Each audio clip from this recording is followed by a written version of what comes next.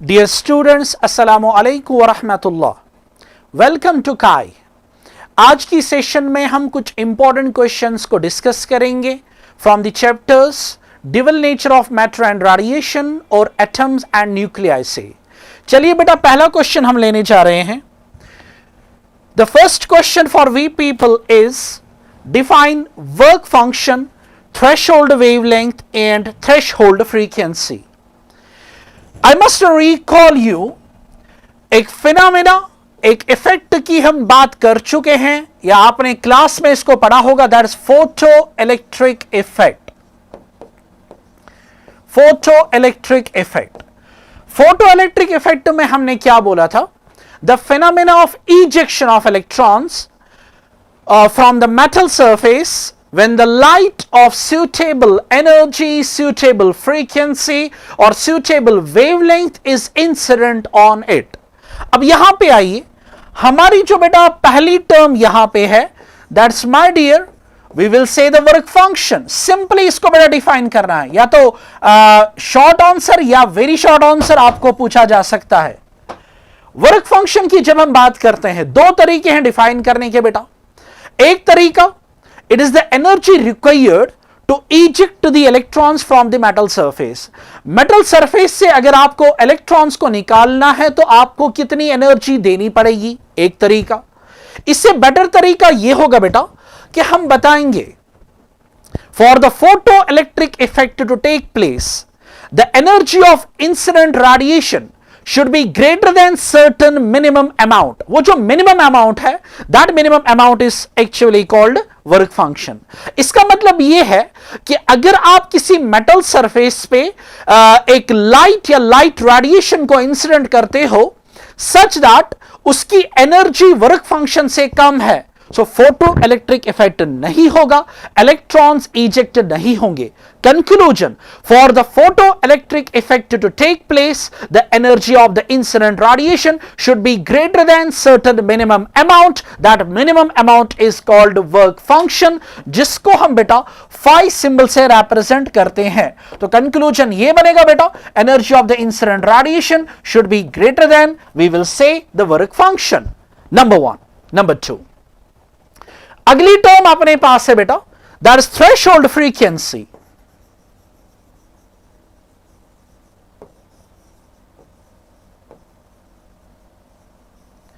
अब threshold frequency की जब हम बात करते हैं बेटा, व्हाट इज दैट, इसको कैसे डिफाइन करते हैं? बिल्कुल सेम अप्रोच जैसे हमने वर्क फंक्शन को बोला था बेटा, लेकिन वहां पे इन टर्म्स ऑफ एनर्जी बात चलेगी, यहां पे इन terms of frequency. So what is the definition?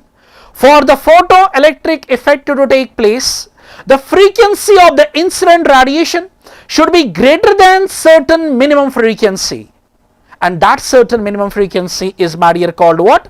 Threshold frequency। I am repeating बेटा, photoelectric effect होने के लिए, इलेक्ट्रॉन्स का इजेक्शन करने के लिए बेटा, जो इंसिडेंट रेडिएशन है, जो इंसिडेंट लाइट है, उसकी जो फ्रीक्वेंसी है, that should be greater than certain minimum amount, that minimum amount is my dear called threshold frequency। So I'll write down for the PEE, that's photoelectric effect to take place, the frequency of the incident radiation should be greater than the threshold frequency।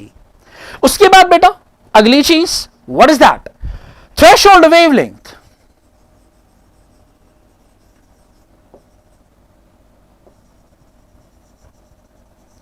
Threshold wavelength, अब आपके जहन में यहां पे और एक चीज होनी चाहिए, फ्रीक्वेंसी और वेवलेंथ के बीच में जो रिलेशन है बेटा, that's my dear we can say the inverse. Threshold frequency में हमने क्या बोला? For the photo electric effect to take place, the frequency of the incident radiation should be greater than certain minimum frequency called threshold frequency। तो यहां पे definitely बेटा it should be less than certain wavelength। तो definition कुछ ये आएगी बेटा, for the photoelectric effect to take place, the wavelength of the incident radiation should be less than certain wavelength, that wavelength is actually called what? Threshold wavelength। So I can say for the photoelectric effect to take place, the wavelength of the incident radiation should be less than the threshold wavelength. जितनी wavelength कम होगी बेटा, frequency उतनी ज्यादा होगी, और frequency और energy के बीच में रिलेशन जो है वो बेटा डायरेक्ट है। So this was about these three terms. To make it more clear, मान लीजिए बेटा एक एग्जांपल यहां पे लेना चाहूंगा। कोई मेटल है अपने पास और उसकी वर्क फंक्शन जो है वो फॉर एग्जांपल है बेटा 3 इलेक्ट्रॉन वोल्ट। अब पहले केस में अगर एनर्जी ऑफ इंसिडेंट रेडिएशन आपने ली बेटा, या जो रेडिएशन आप इस पे इंसिडेंट कर रहे हो उसकी एनर्जी है 2.5 इलेक्ट्रॉन वोल्ट। आप देख सकते हैं energy of incident radiation is less than the work function, so I can से सॉरी, इलेक्ट्रॉन्स का इजेक्शन नहीं होगा, फोटो इलेक्ट्रिक इफेक्ट नहीं होगा। इसी तरह बेटा मान लीजिए in some situation we are having some metal surface, metal surface हमारे पास कोई है और मैं बता रहा हूं, सपोज आप इस पे बेटा ब्लू लाइट को इंसिडेंट करते हो। ब्लू लाइट उसकी अपनी कुछ फ्रीक्वेंसी, अपनी कुछ wavelength.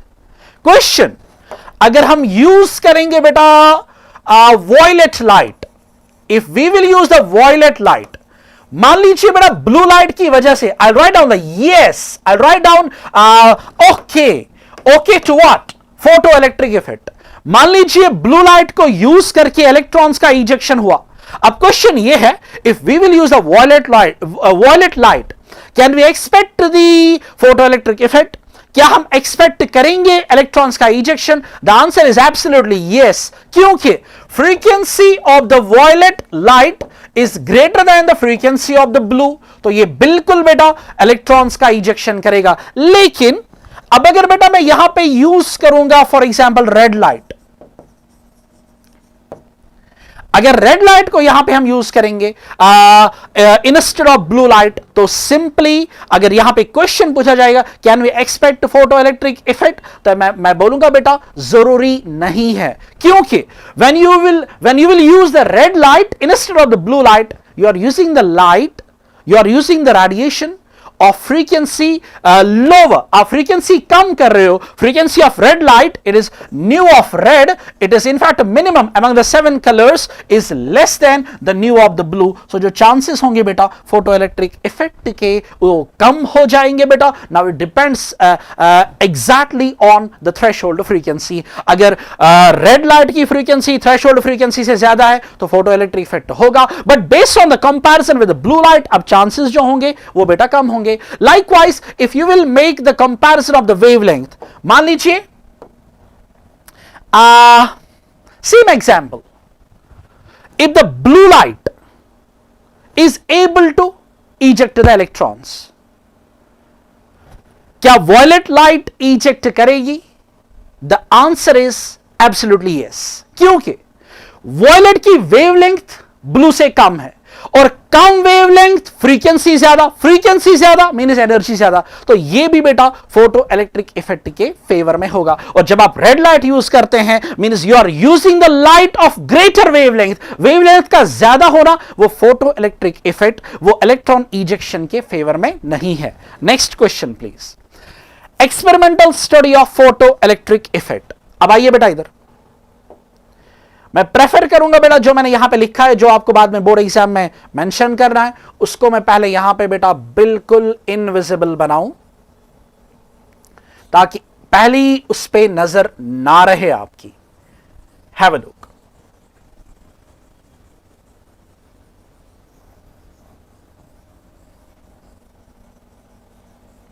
Experimental study of photo electric effect.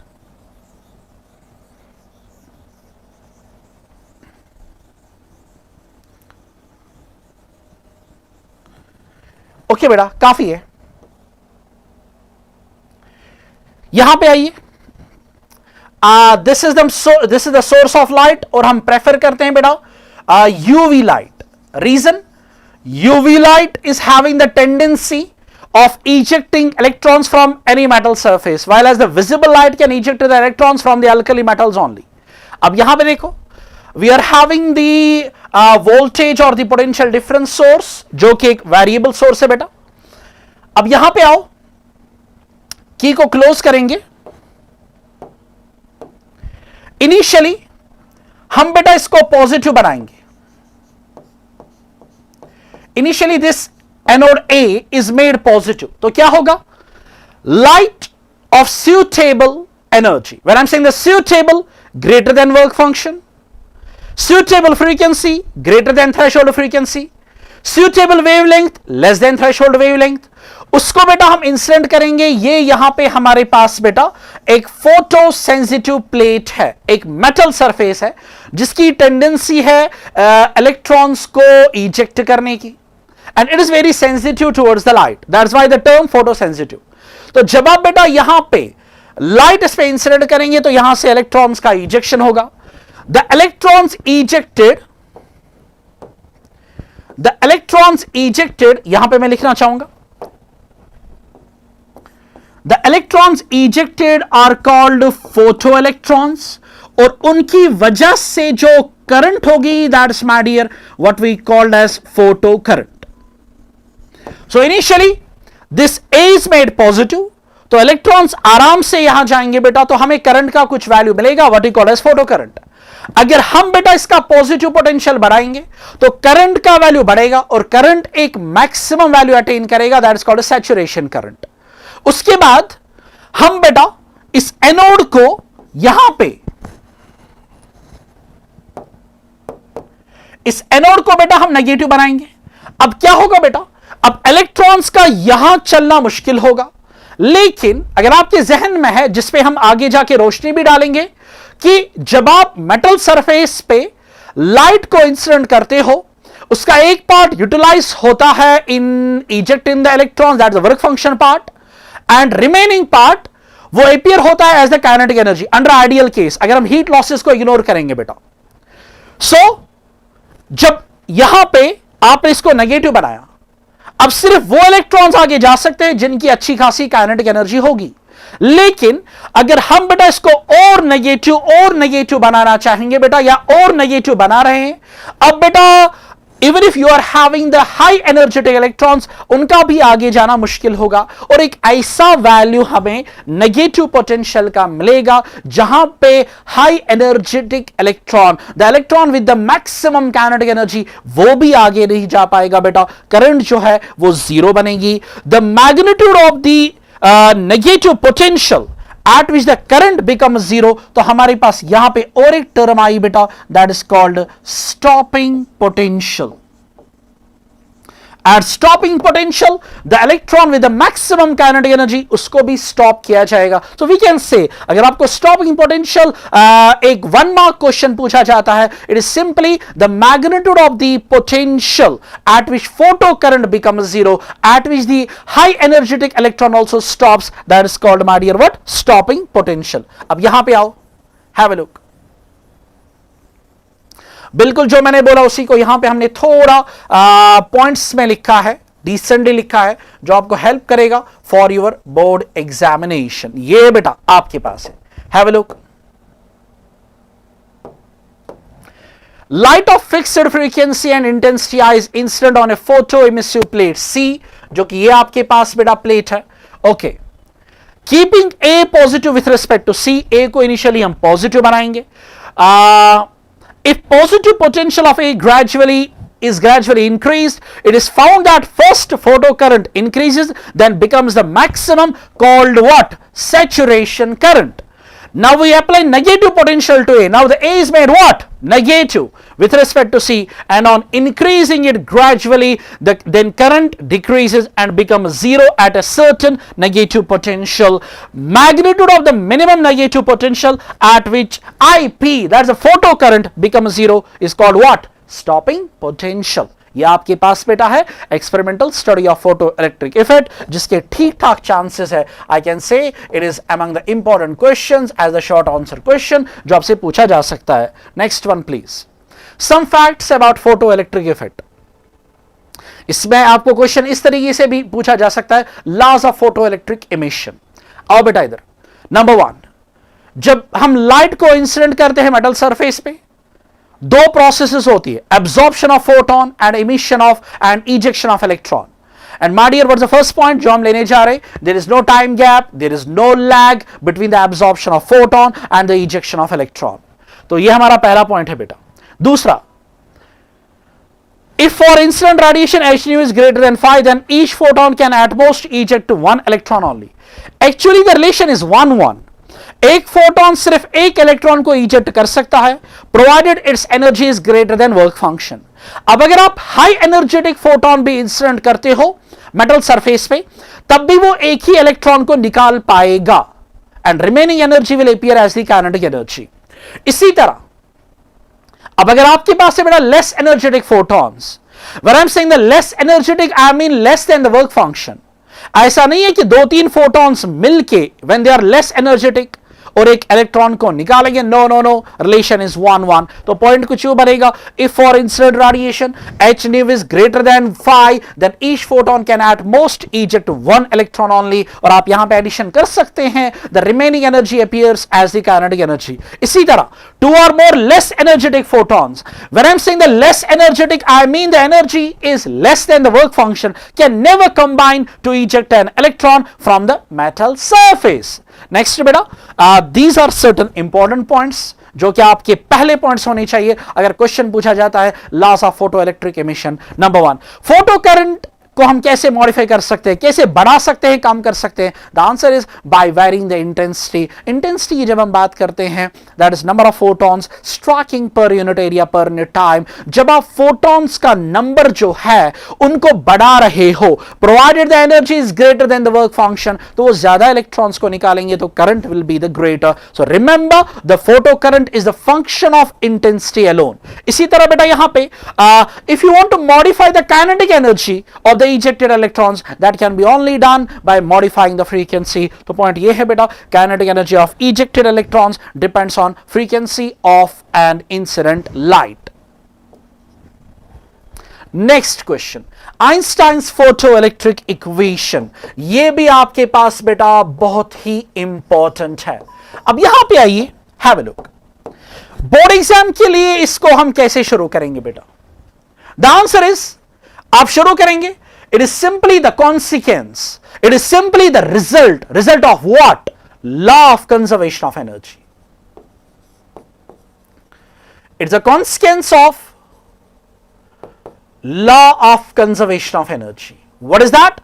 The total energy of the system remains conserved or constant, however energy conversion transformation from one form to another is always permissible. अब यहां पे आओ बेटा, एनर्जी ऑफ इंसिडेंट रेडिएशन किस किस में बेटा utilise हो जाती है? Number 1 phi work function, number 2 kinetic energy of the ejected electrons, number 3 heat lost during the collisions, heat lost during the collisions. अब अगर आइडियल केस लेंगे बेटा, आइडियल केस इंप्लाइज बेटा if you will take if heat losses are equal to what? 0। अगर heat losses बेटा 0 है तो kinetic energy जो है that will be equal to, we can say, the K max, that will be the maximum at that time। the kinetic energy of electrons will be maximum because phi given metal के लिए fixed है, it's the characteristic of the metal। अब यहां पे आइए बेटा, have a look। energy of incident radiation that can be written as h nu is equal to phi is the work function plus now the kinetic energy is the maximum one।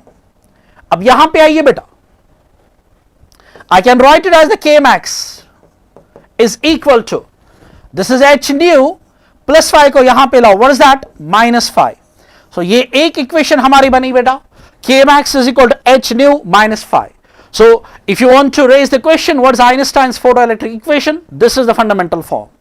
okay, K max is equal to h nu minus phi। so अपने पास relation आ गई बेटा, K max is equal to h nu minus phi। थोड़ा मैं आपके लिए इसको और simple बनाना चाहूंगा बेटा, K max is equal to h nu plus minus phi। now graphical treatment that will make the difference, it is typically of the form y is equal to mx plus c, where m अपना slope जो है वो h के बराबर and c is your minus phi। Intercept मेरा negative है, सो अगर आप ग्राफ भी यहां पे प्लॉट करना चाहोगे, you are having the straight line with the negative intercept, तो ग्राफ कुछ यहां से स्टार्ट होगा बेटा। So this is your intercept here जो कि phi के बराबर है in magnitude, and this frequency is a threshold frequency. ये अपनी है बेटा फ्रीक्वेंसी एक्सीज और ये है बेटा के मैक्स एक्सीज, दैट्स इट। तो यहां पे एक ऑब्जेक्टिव आपके लिए कुछ ऐसे भी बनता है, if you plot the graph between the K max and the frequency, then it is slope is constant, same for all metals, because the slope is simply equal to what? h. further इसको घुमाना चाहेंगे बेटा, k max is equal to E times V naught, where V naught is the stopping potential. तो equation बनेगी बेटा E times V naught is equal to, it was h nu minus phi. You can have a check. It was k max is equal to h nu minus phi. अब k max के बदले E times V naught. Further, stopping potential can be written as h nu upon E minus phi divided by the E. Further, can you help me please? V naught stopping potential is equal to h, यहां पे आइए बेटा, upon E followed by nu plus minus phi by E. Again, it is of the form y is equal to mx plus c.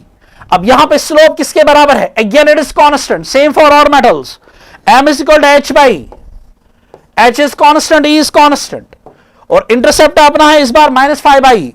तो graph फिर से बेटा straight line ही होगा with the negative intercept. This is a frequency axis, this is a stopping potential axis. तो graph कुछ यूं होने वाला है बेटा, और इस बार जो इंटरसेप्ट है that is equal to phi upon E. This will be more than sufficient when it comes a short answer question. चलिए बेटा हम आगे बढ़ते हैं। Next, now we are in the dual nature part. derive the expression for de Broglie wavelength, and साथ में हम देखेंगे what is the possibility of numericals from here. De Broglie wavelength, that is wavelength associated with the wavelength of the de Broglie waves या matter waves, उसको हमें derive करना है बेटा। मैं रिजल्ट बताना चाहूंगा, the lambda is expressed as the h upon p और lambda is equal to h upon mv, यही हमें बेटा derive करनी है। So it can be also asked as the short or very short answer question. I will start my business with कैसे? According to Planck या Max Planck, famous equation है E is equal to h nu. Nu is the frequency. Further, frequency किसके बराबर होती है बेटा? If we talk about the photon, we express it as c upon lambda. That's it. तो equation बनेगी बेटा E is equal to h, new के बदले c by lambda। ये एक इक्वेशन ध्यान में रखिएगा बेटा, this is the equation number 1। Further, according to Albert Einstein, E is equal to what? mc square। I call this as the equation second. Compare करें first और सेकेंड को, left hand side दोनों का same, we can write it as c upon lambda is equal to mc square. एक सी और square को हम न्यूट्रलाइज कर सकते हैं, तो यहां पे बचा h बाय लैम्डा और यहां पे mc को यहां पे लाओ, लैम्डा को वहां पे ले जाओ बेटा, तो यह आएगा h divided by mc is equal to lambda. This gives you the wavelength of the photon. mc को लिखा जा सकता है, मैं पहले इसको फिर से लिखना चाहूंगा, lambda is equal to h divided by mc can be written as the p which is actually the linear momentum of the photon. Momentum of photon. अब आइए इधर, I write on the lambda is equal to h divided by the p। अब इसको generalize करें for a particle, एक particle बेटा with the mass is equal to m which is going with the velocity that is equal to v। तो result क्या बनेगा बेटा? द de Broglie wavelength can be written as h divided by it is m into v, lambda is equal to h upon mv। यही हमें बेटा derive करनी थी। What about the other results जिनके बेसिस पे क्वेश्चन पूछा जा सकता है, न्यूमेरिकल की मैं बात कर रहा हूं। तो अपने पास रिजल्ट आया lambda is equal to h divided by m into v। Further, mass into velocity can be written as the momentum of that particle, so lambda is equal to h upon p। So this is the relation in terms of linear momentum। इसमें एक famous question आपको मिल सकता है बेटा explosion का, कि हमारे पास बेटा कोई पार्टिकल है initially at rest. If the particle is initially at rest which implies the P initial is 0। अब वो एक्सप्लोड हुआ, अब वो डिसोसिएट हुआ without involving the external force into two fragments. When there is no involvement of external force, तो P final will be equal to P initial, which implies the P final is equal to 0. For that, मान लीजिए बेटा ये कोई अपने पास कोई particle था, ये एक्सप्लोड हुआ into two fragments. एक फ्रेगमेंट यहां पे अगर भागा with the momentum P1, definitely based on the momentum conservation अगले को यहां पे भागना है. And one more information, what is that? Mod of P1 will be equal to mod of P2. That's it. Because अगर हम चाहते हैं कि फाइनल मोमेंटम जीरो हो, the magnitude of the linear momentum of the two components वो equal होना ही चाहिए. That's a necessary condition for the two vectors to produce zero resultant. So mod of P1 should be equal to mod of P2. तो अगर P दोनों का same है बेटा, H तो है ही constant, so in that case lambda 1 will be equal to lambda 2. बेटा explosion किसी भी टाइप का हो, मान लीजिए एक पार्टिकल था जिसका मास था बेटा m, वो एक्सप्लोड हुआ इन द फ्रेगमेंट्स m/2, वो एक्सप्लोड हुआ in the fragments m/3 and 2m/3, वो एक्सप्लोड हुआ into the fragments m/4 and 3 times m/4. My dear, independent of the masses, linear momentums equal होने वाला है in magnitude if the p is equal, h is just a constant, तो उनकी wavelength बराबर होगी या wavelengths का ratio unity के बराबर होगा. Further, linear momentum can be written as root of 2m E kinetic.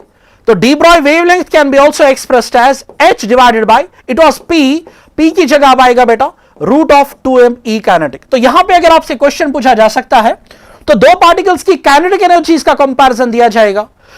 You have to go for the comparison of lambda.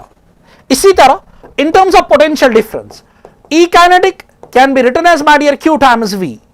Lambda can be written as H divided by root of 2m E kinetic. E kinetic की जगह बेटा will go with Q into V. अच्छा, और एक चीज मुझे जहन में आई, शायद उसकी आपको कभी जरूरत पड़े.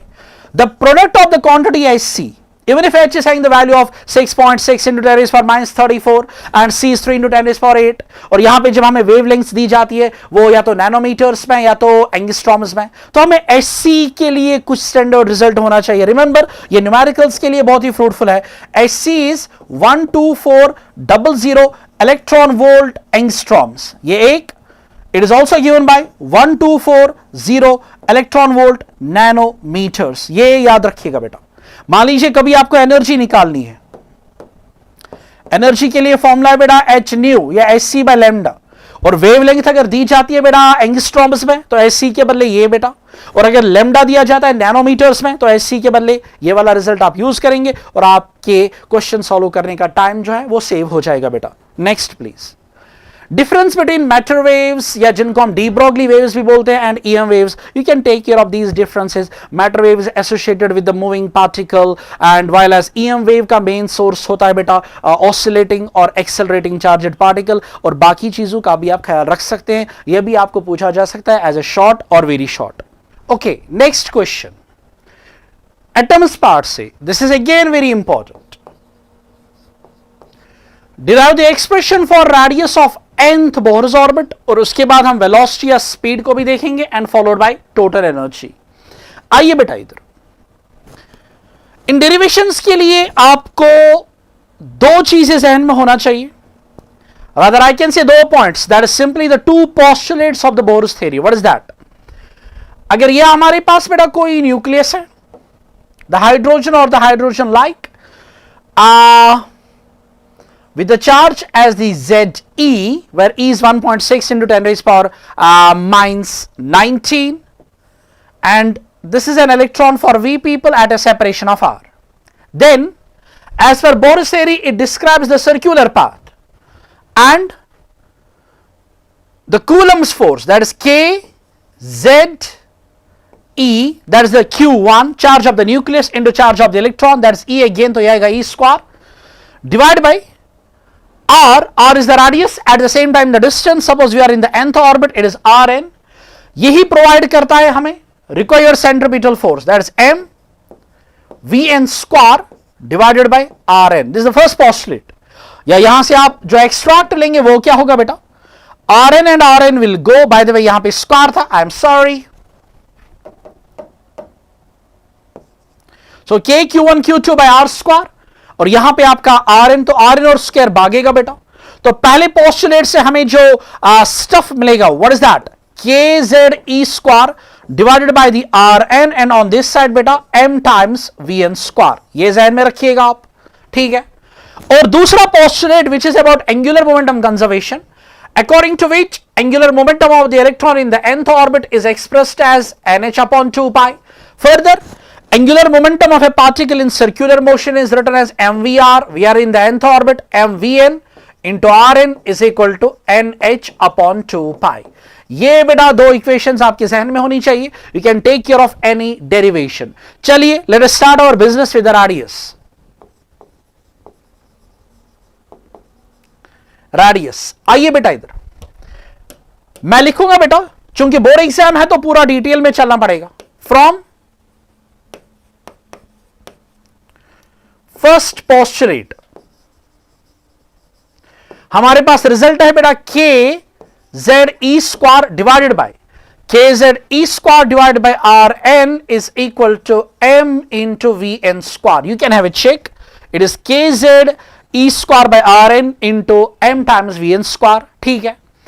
हमें चाहिए क्या बेटा, रेडियस। अगर हम यहां पे आर एन की एक्सप्रेशन देखेंगे तो हम यहां पे आर एन की एक्सप्रेशन निकालेंगे बेटा, तो एम वी एन स्क्वायर को डिनोमिनेटर में ले जाओ, आर एन को यहां पे लाओ, तो ये क्या आएगा बेटा, ये आएगा के जेड ई स्क्वायर, के जेड ई square M V N square यहां पे चला जाएगा बेटा, एम वी एन स्क्वायर यहां पे चला जाएगा एंड आर एन वहां पे लेंगे हम बेटा। So this is my dear r n, let me call this as the equation first. तो ये आर एन की expression I, but this is not the standard, हमें वी एन नहीं चाहिए। सो वी एन का सबस्टिट्यूशन के लिए we will make use of the second postulate. I write down from second postulate,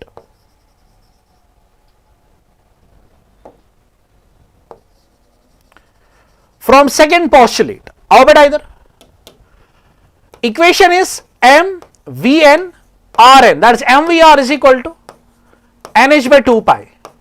target बेटा radius है तो वी एन का सबस्टिट्यूशन लेना है। जरा वी एन किसके बराबर आएगा, v n will be equal to, can you help me please, nh by 2 pi, और क्या है यहां पे m यहां पे आएगा और r n यहां पे आएगा। We can call this as the equation second.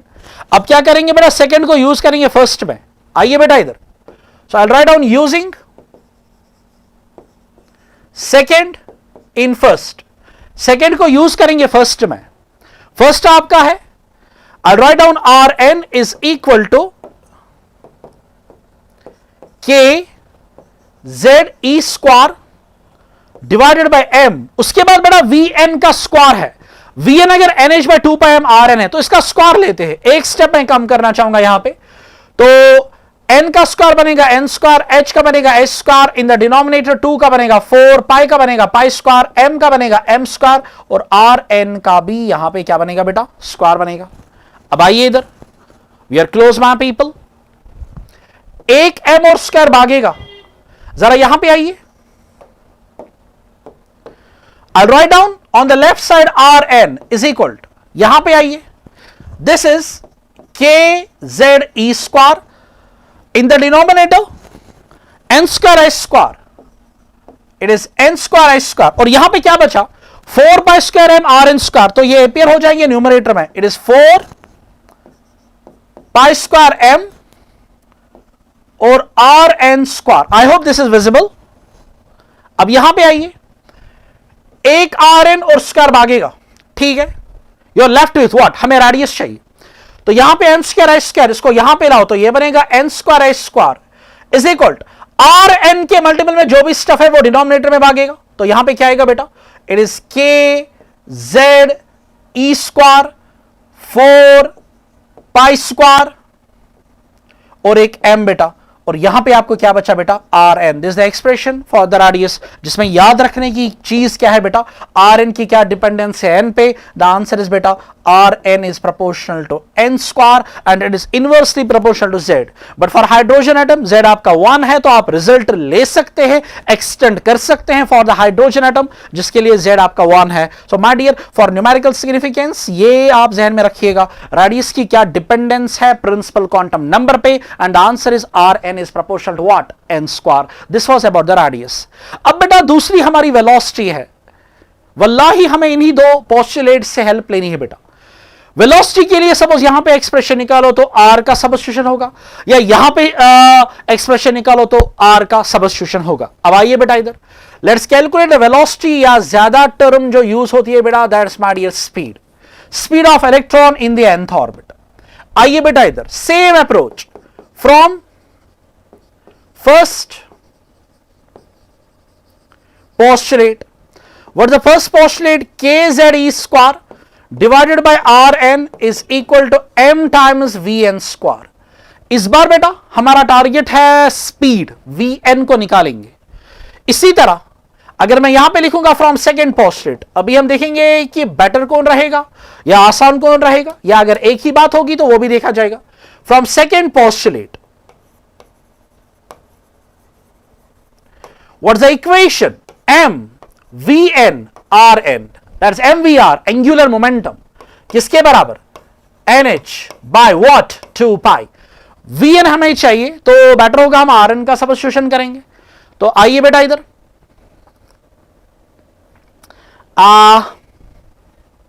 shall we switch to this equation or this? चले यहां पे इसी को रीअरेंज करते हैं।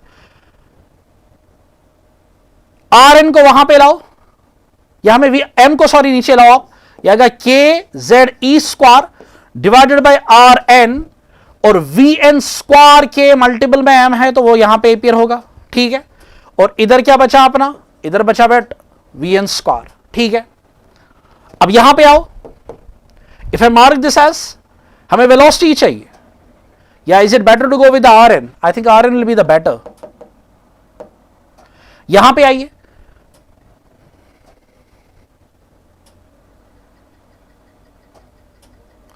आर एन को वहां पे लाओ तो ये क्या बनेगा बेटा? m times V N square, और आर एन यहां पे होगा। Check it please, k Z E square by are n square M V N square, तो मैंने एम वी एन स्क्वायर को यहां पे लाया तो आर एन यहीं पे रखा बेटा। Let me call this as the equation first, इसी को बेटा यहां पे हम यूज करेंगे। I call this as the equation second, using first in what? Second. R n का सबस्टिट्यूशन हम करेंगे बेटा, तो यह आएगा m इंटू वी एन। आगे बढ़ो बेटा, आगे है आर एन के बदले k Z E square in the denominator m times V N square, ठीक है। On the right side please, it is NH divide by what? It is 2 pi. तो क्या किया हमने बेटा? फर्स्ट को यूज किया सेकेंड में, m Vn, it is Vn, then Rn की जगह kz e square by m Vn square, kz e square by m Vn square, on the right side NH by 2 pi, it is NH by 2 pi। अब यहां पे आइए बेटा, can we simplify some stuff? एक Vn, I would like to use a different color, एक Vn और square भागेगा, anything else? Yes, m and m will go। हमें चाहिए क्या? स्पीड चाहिए, Vn चाहिए। फिलहाल यहां पे आइए, इधर क्या बचा? इधर बचा हमारे पास बेटा K Z E square divide by, यहां पे क्या बचा? एक Vn बचा। ऑन दिस साइड बेटा it is NH divide by 2 pi. I think the game is over. 2 पाई को यहां पे लाओ तो यह आएगा 2 pi k Z E square is equal to Vn को वहां पे लाओ तो ये Vn आएगा, NH डिनोमिनेटर में चला जाएगा तो यहां पे NH आएगा। So this the expression for the speed और the velocity of the electron in the nth orbit. और यहां पे भी ध्यान में रखिएगा Vn की डिपेंडेंस n पे क्या है? The answer is Vn is inversely proportional to what? n। In fact अगर आप वेलोसिटी और सिर्फ रेडियस की डिपेंडेंस ध्यान में रखते हो, you can switch to any other quantity like time period, like frequency, like kinetic energy. Yes, 1/2 mv square velocity की जो डिपेंडेंस उसका स्क्वायर लेना पड़ेगा, so on and so forth. अब लास्ट हमारा है बेटा एनर्जी और टोटल एनर्जी। इसमें हम क्या करेंगे बेटा? I'll write down the energy can be written as the sum of kinetic energy plus potential energy, or I can write down the energy as 1/2 m v square, velocity in the nth orbit, that is Vn square, plus a nucleus and an electron can be treated just like the two particle system। याद की जाए बेटा electrostatic potential energy k q1 q2 by r, so that is k q1 charge of the nucleus, that is Ze, into charge of the electron, that is minus c, divided by, suppose the electron is in the nth orbit, divided by Rn। अब करना क्या होगा बेटा,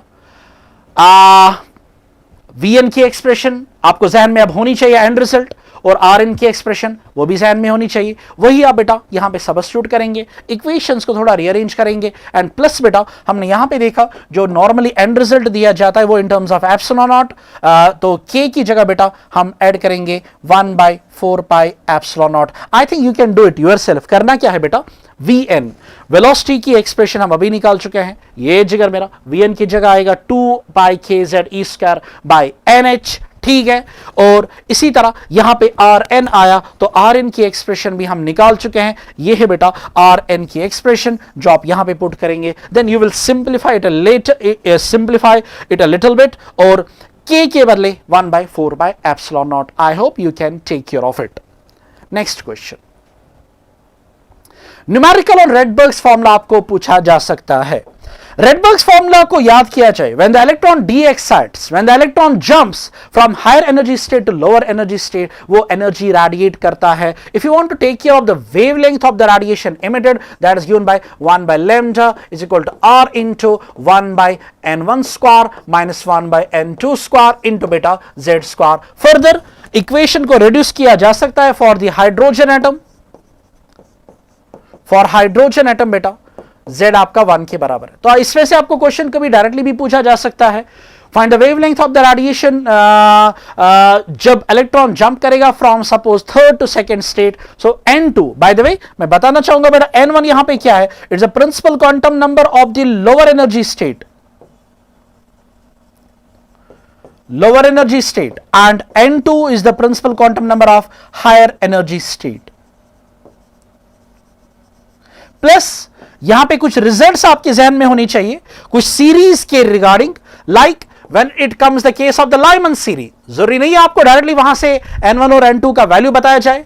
तो Lyman series की अगर बात करेंगे बेटा, लाइमन सीरीज इंप्लाइज n1 का वैल्यू 1 है और n2 के बाकी पॉसिबल वैल्यू से बेटा 2, 3, 4 एंड ऑल दैट, ठीक है। इसी तरह बाल्मर सीरीज, बाल्मर सीरीज की बात करेंगे बेटा, बाल्मर सीरीज में आपका n1 का वैल्यू जो है वो 2 के बराबर है, देन n2 के पॉसिबल वैल्यूज है 3, 4, 5 and so on. So there is a good possibility कि आपको क्वेश्चन पूछा जाए, it's a case of Lyman series and the electron jumps from some fifth state, what will be the wavelength of the radiation emitted। या मुझे नहीं लगता है कि वहां तक जा सकता है board examiner, what we call as first line, second line, last line। first line implies when it's the case of the successive transition, जैसे Lyman series में first line आएगा बेटा when the transition takes place from 2 to 1, last line means infinity to 1। तो but मुझे नहीं लगता है board exam में इस टाइप का क्वेश्चन पूछा जा सकता है, बट तब भी अगर आप जहन में रखेंगे that will be always the fruitful. आगे बढ़िए बेटा। नाउ जब से बेटा radioactivity part different terms like half life, average life, alpha decay, beta decay, gamma decay delete किया गया है, तो कुछ सिलेक्टिव पार्ट बचा है न्यूक्लियस में, तो या न्यूक्लियर जो न्यूक्लियस हमारा चैप्टर है उसमें, तो वहां से कुछ लिमिटेड क्वेश्चंस है तो जिनके चांसेस ठीक ठाक है, जिनमें एक है बेटा properties of nuclear forces. When it comes the nuclear force बेटा, it is a force which holds the nucleons together in the nucleus। It is this force बेटा because of which the nucleus is stable। जब आपने nuclear forces को पढ़ा होगा, आपने पढ़ा होगा कि 3 फोर्सेस प्रेजेंट होंगे, gravitational force attractive but weakest, Coulomb's force repulsive, stronger than the gravitational, but there is much stronger force called a nuclear force बेटा, जो कि ओवरकम करता है बेटा repulsive forces को। So my dear, अब हमें यहाँ पे प्रॉपर्टीज देखनी है। पहली बात बेटा, when it comes the properties, ये होता है चार्ज इंडिपेंडेंट, बिल्कुल ऐसे ही मेंशन करना है बेटा।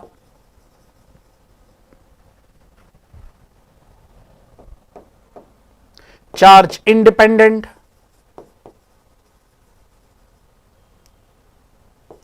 based on which the force between the neutron and neutron is same as the force between the proton and proton is same as the force between the proton and neutron। next बेटा, next की जब हम बात करते हैं बेटा, it is the exchange force। जब हम इस न्यूक्लियर फोर्स के नेचर पे जाते हैं, जो कि आपको यहां पे नहीं देखना है बेटा, there is a theory called Yukawa's meson field theory, उस पे नहीं जाना है बेटा, बट बेस्ड ऑन दैट हमें कंक्लूजन मिलता है, it is an exchange force. Next property, what is that? It is spin dependent.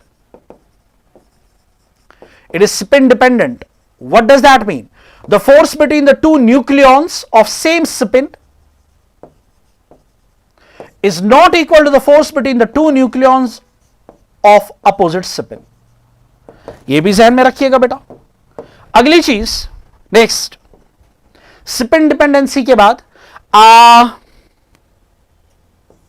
It's a saturated force. It's a saturated force. Saturated force का मतलब यह है बेटा, a nucleon interacts only with the neighboring nucleon. It has nothing to do with the other nucleons in the nucleus. इसी तरह बेटा, it is very sensitive towards separation or distance. अगर आप हल्का सा भी सेपरेशन या डिस्टेंस चेंज करेंगे बिटवीन द न्यूक्लियॉन्स तो इस फोर्स पे ड्रास्टिक इफेक्ट पड़ता है. And the last property which I would like कि आपने पढ़े होंगे, gravitational force, Coulomb's force, they are central forces, but my dear this is non central force. This is non central force. ये 5-6 properties काफी है बेटा when it comes the short answer type question. Next my dear, size of nucleus. यहां से एक result हमें मिलता है बेटा जिसके बेसिस पे क्वेश्चन बन सकता है. देखो बेटा, when you talk about the volume of the nucleus, जितना मास नंबर बढ़ेगा, जितना न्यूक्लियॉन्स का नंबर बढ़ेगा इनसाइड द न्यूक्लियस, उतना उसका वॉल्यूम बढ़ेगा. So I can start my business with volume is directly proportional to mass number. That is number of nucleons, number of protons and neutrons.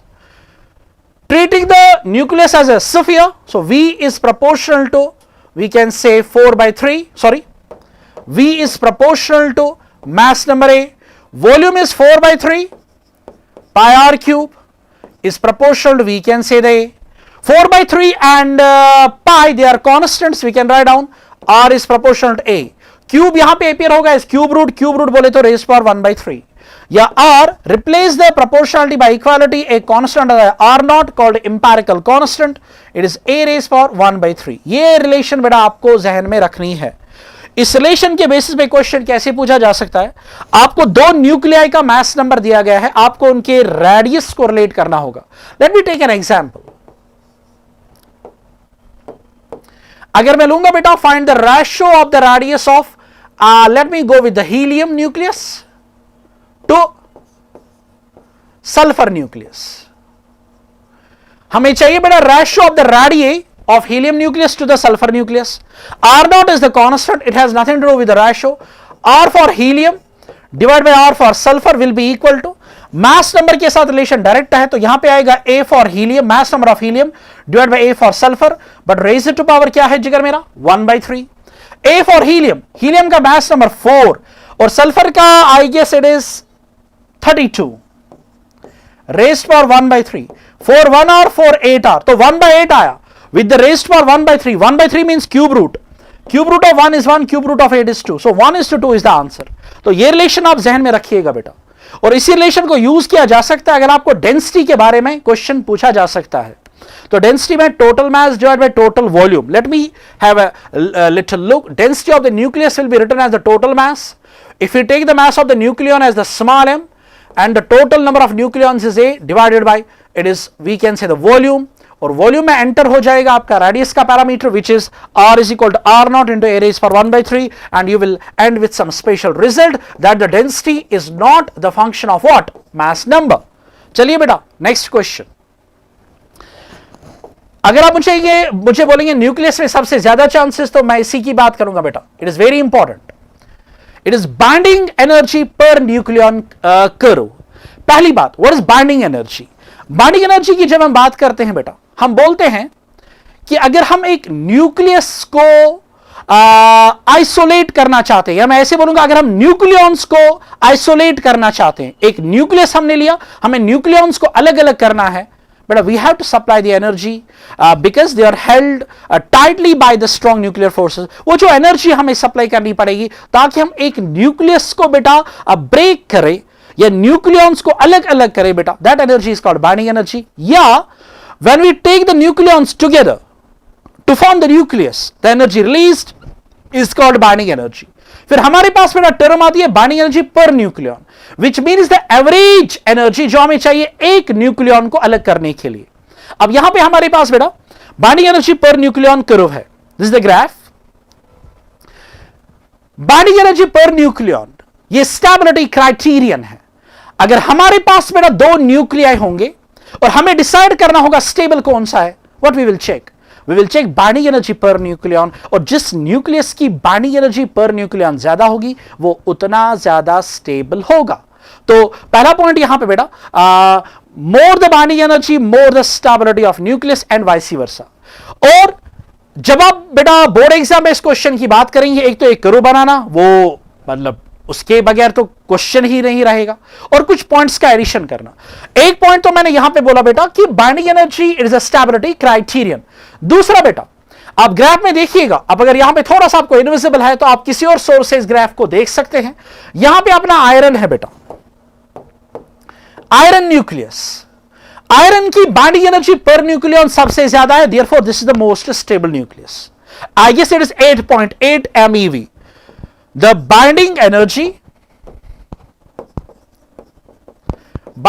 per nucleon for iron, it is around 8.8 million electron volt. We can say the most stable nucleus. अब यहां पे क्या होता है बेटा, जो lighter nuclei है ये चाहेंगे कि अपनी बाइंडिंग एनर्जी बढ़ाए, they go through the process called nuclear fusion, the process during which the lighter nuclei fuse together to form the heavier nucleus such that उसकी जो बाइंडिंग एनर्जी पर न्यूक्लियन होगी वो उन न्यूक्लिया से ज्यादा होगी जो फ्यूज हो गए together. So my dear, these lighter nuclei they go through the process of nuclear fusion. इसी तरह जो हेवियर न्यूक्लिया है, हेवियर न्यूक्लिया मीन जिनका मास नंबर ज्यादा, they go through the process of nuclear fission during which वो split होते हैं, वो ब्रेक होते हैं इनटू द लाइटर न्यूक्लियाई, जिनकी binding energy per nucleon comparatively ज्यादा होती है in comparison to the parent nucleus. Parent nucleus is the nucleus जो स्प्लिट हुआ, जो ब्रेक हुआ, and the daughter nuclei formed, उनकी बाइंडिंग एनर्जी पर न्यूक्लियन ज्यादा, मींस वो ज्यादा स्टेबल। तो चार पॉइंट्स बन गए। Number 1, binding energy per nucleon is the stability criterion. Number 2, among all the nuclei the most stable nucleus is the iron nucleus with the binding energy approx 8.8 million electron volt. Then the lighter nuclei go through the process of nuclear fusion such that the nucleus formed is having the greater binding energy than the nuclei which fuse together to form the nucleus, and the heavier nuclei they go through the process of nuclear fission during which they split, they break into the lighter nuclei with the greater binding energy per nucleon. Okay, so this was from your atoms and nuclei and dual nature of matter and radiation, plus इसके साथ साथ आपको हल्की नजर होनी चाहिए, अगर मैं न्यूक्लियस की बात करूंगा थोड़ी सी नजर आपको होनी चाहिए बेटा मास डिफेक्ट पे, थोड़ी सी नजर आपको होनी चाहिए differences between nuclear fusion and nuclear fission. What else, atoms में आपकी नजर, कभी कभार शॉर्ट आंसर पूछा जा सकता है बेटा, ionization energy and ionization potential, इसी तरह बेटा excitation energy and excitation potential.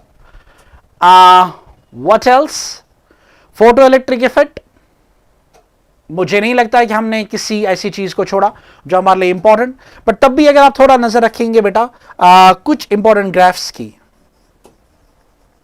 जैसे स्टॉपिंग पोटेंशियल की डिपेंडेंस इंटेंसिटी पे, फ्रीक्वेंसी की डिपेंडेंस इंटेंसिटी पे, करंट की डिपेंडेंस फ्रीक्वेंसी पे, चाहे बाद में क्वांटिटीज डिपेंडेंट हो या इंडिपेंडेंट हो, लेकिन ग्राफ्स का पता होना चाहिए। So that was from this portion. I guess इस पोर्शन के तकरीबन 12 मार्क्स है, लॉन्ग आंसर आने के चांसेस बहुत कम है, अगर पूछा गया तो 2 पार्ट्स से आपको मिलेगा, मैक्सिमम चांसेस यहाँ से बेटा शॉर्ट आंसर के। Thank you so much, take good care of your self.